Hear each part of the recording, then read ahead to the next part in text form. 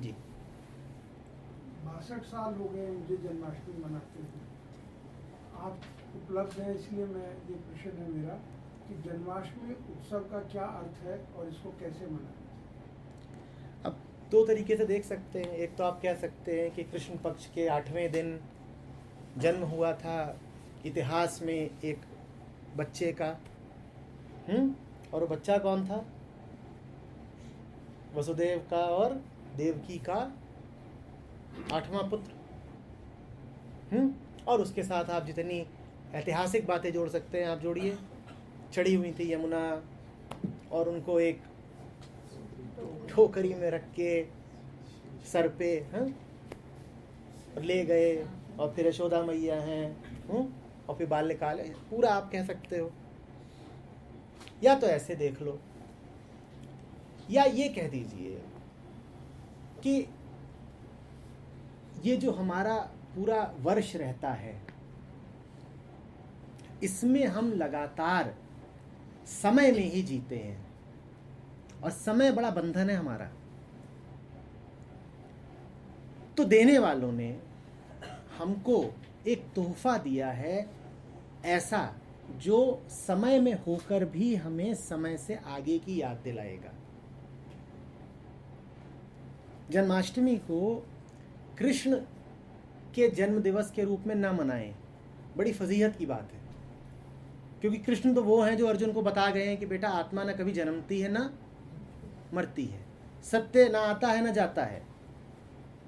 जो कृष्ण समझा गए हों कि जन्म मृत्यु कुछ होता ही नहीं, उन कृष्ण का जन्म दिवस मनाना बड़ी गड़बड़ बात है। तो इस रूप में तो बिल्कुल मना मत लीजिएगा कि आज कोई बच्चा पैदा हुआ था। जन्माष्टमी को मनाने का जो सुंदर तरीका है वो यही है कि इसे कृष्ण का नहीं अपना जन्म दिवस माने। मैं जैसे साल भर जीता आ रहा हूं अब वैसे न जीऊंगा, आज पुनः जन्म होगा मेरा। कृष्ण का तो कोई जन्म होता नहीं क्योंकि कृष्ण कभी मरे ही नहीं। हम हैं जिन्हें जन्म की आवश्यकता है क्योंकि हम पैदा हुए नहीं। तो जन्माष्टमी को ऐसे ही मनाइए कि साल भर की हबड़ तबड़ में एक दिन का आपको मौका मिला है ठहर जाने का। ये ठहरना ही नया जन्म है, क्योंकि हम जो चल रहे हैं ना वो हमारे बंधन हमें चला रहे हैं। ठहरने का मतलब हो जाएगा कि बंधनों पे नहीं चल रहे हैं, आज़ादी हुई। ये आज़ादी ही नया जन्म है। कृष्ण की ओर न देखें, अपनी ओर देखें। कृष्ण की ओर देखेंगे तो अपने आप को देखने से फिर चूक जाएंगे। और कृष्ण के नाम पर आप देखेंगे किसको? आप कृष्ण की छवियों को ही देखेंगे। वो छवियां किसने बनाई? आपने। तो बड़ी गड़बड़ हो जानी है। एक अच्छा अवसर फिर चूक जाना है। आप वो सब कुछ करते जाएंगे जो आपके साल भर के व्यवहार का हिस्सा है। जन्माष्टमी को भी आप वही करते जाएंगे। आपको खीर खाना अच्छा लगता है साल भर? लगता है कि नहीं लगता है? तो आप जन्माष्टमी को भी क्या करेंगे? कृष्ण को खीर चटा देंगे। ये आपको क्या लगता है कुछ नया हो गया है? नाम बस नया है कि आज जैसे कोई विशेष उत्सव हो, लेकिन हो सब कुछ वही रहा है जो वर्ष पर्यंत होता है। आपको अच्छा लगता है ना सुंदर नए कपड़े पहनना? आप जन्माष्टमी को आप नए कपड़े धारण कर लोगे।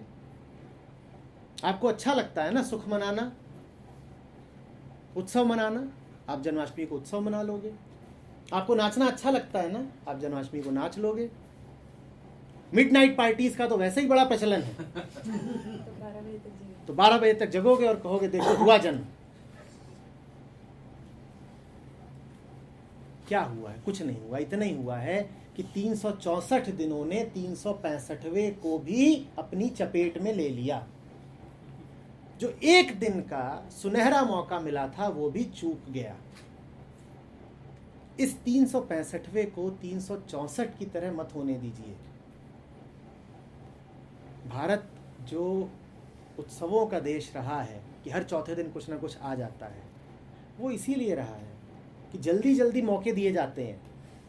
पिछला चूका तो अब ये ले लो, साल भर क्यों खराब करना कि अगली जन्माष्टमी तक इंतजार। हर पर्व आपको यही बताने के लिए आता है कि बदलो, रुको, देखो तुम जिंदा नहीं हो, उठ जाओ, जी जाओ। कृष्ण का भी यही संदेश है।